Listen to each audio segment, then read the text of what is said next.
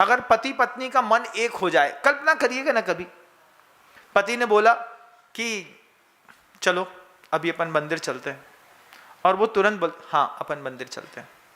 इतनी सहजता में कोई मिल जाए, अपन सम्मेद शिखर जी होके आए, दूसरी बोल दे हाँ चलो अपन सम्मेद शिखर जी होके आते हैं। हाँ पहले हम अपनी मम्मी के पास जाएंगे, मम्मी के पास जाना है, और छोटी बहन के पास तो हम 2.5 साल से नहीं गए, पहले वहां जाएंगे, फिर तुम हमको लेने वहां आना, फिर हम तुम और साली तीनों मिलके सम्मेद शिखर जी जाएंगे। ऐसा होता है। फिर श्रीमान जी को ऐसा ऐसा झूठ बोलना पड़ता है, और थोड़ा दुकान का काम है, हम थोड़ा सा इंदौर तक होकर के आ रहे हैं, और इंदौर का बोल करके रतलाम में मिलेगा। क्यों, कहाँ हो? कुछ नहीं, खरीदी कर रहे, वीडियो कॉल करो। तो पहले ऐसा करके नेट बंद कर देगा, बोले हो ही नहीं रहा, कुछ पता ही नहीं चल रहा। बोला अच्छा हमारा भी देशावर से माल खरीद लाना। ऐसे झुट्टों की फौज खड़ी हो जाती है। पुत्रेषणा, अगर गुरुवर क्या कहते हैं, गुरुवर कहते हैं कल्पना करिए कभी पति और पत्नी का मन एक हो जाए। आप लोग भी बहुत गौर से मुझे धैर्यपूर्वक सुनते हैं, उस अंतर्मन को साधुवाद देता हूं जो पूरा उद्बोधन इतनी शांति के साथ सुन लेते हैं। लेकिन अपने घर में देखिएगा, पिता और पुत्र का मन एक नहीं है। पिता कुछ चाहता है, पुत्र कुछ चाहता है, और उसी में पिता बेचारा घुलता रहता है। पुत्र भी मानसिक संक्लेश बहुत उठाता है, लेकिन कभी एक हो जाता, पिता पुत्र का मन एक हो जाता, बेटी और माँ का मन एक हो जाता। कल्पना करिए कभी किसी गुरु और शिष्य का मन भी एक हो जाता। यह भी तीव्र पुण्य की बात होती है कि गुरु और शिष्य का मन एक हो जाए, मन एक हो जाए, भाव एक हो जाए, चित्त एक हो जाए, चरित्र एक हो जाए, भावना एक हो जाए। फिर उस गुरु और शिष्य के क्या प्यारे संबंध होते होंगे, और वो गुरु और शिष्य मिलकर के दुनिया में क्या बनाते होंगे। मैं सोचता हूं गुरुदेव जब अपने युवा अवस्था में थे, और दादा गुरु ज्ञान सागर जी महाराज श्री जी जब उनसे बोल नहीं पा रहे थे, उस वक्त भी गुरु और शिष्य एक हो गए। उनका मन एक हो गया, उनका चित्त एक हो गया, उनका चरित्र एक हो गया, उनका ज्ञान एक हो गया, उनकी भावना एक हो गई।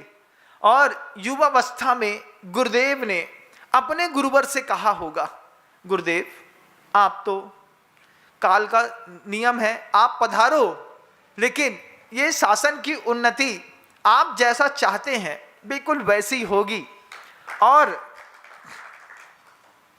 रूप परावर्तनी विद्या स्वीकार करके ऐसा लगता है कई बार कि दादा गुरु ज्ञान सागर जी महाराज गुरुदेव श्री विद्यासागर जी महाराज के देह में समा गए।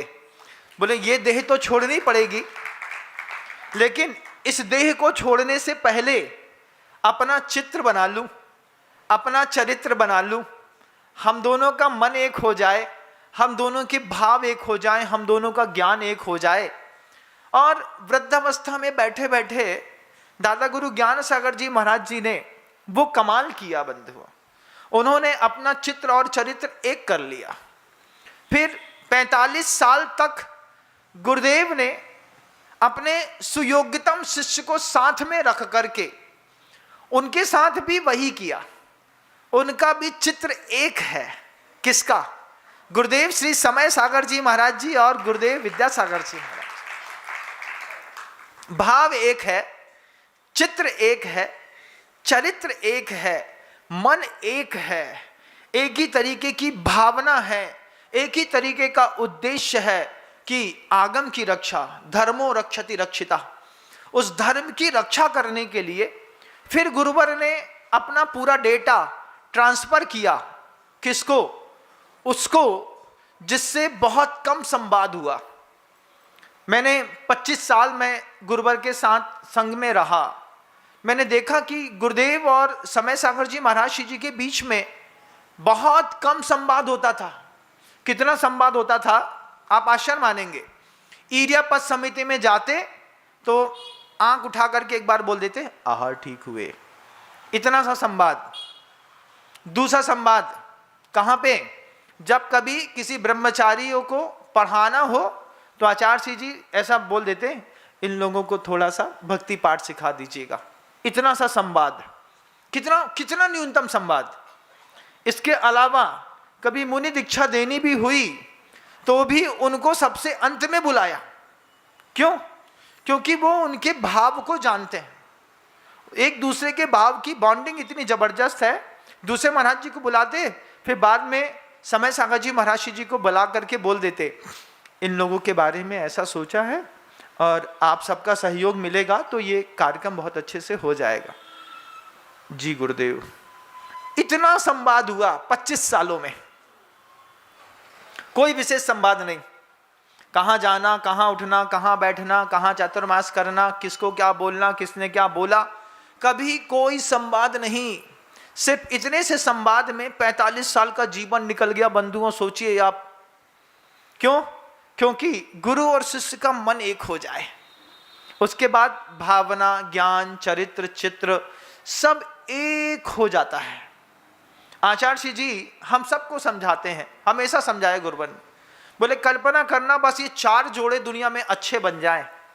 पिता पुत्र का मन एक हो जाए, माँ बेटी का मन एक हो जाए, गुरु शिष्य का एक मन, एक भावना, एक चित्र, एक चरित्र, एक शब्द हो जाए।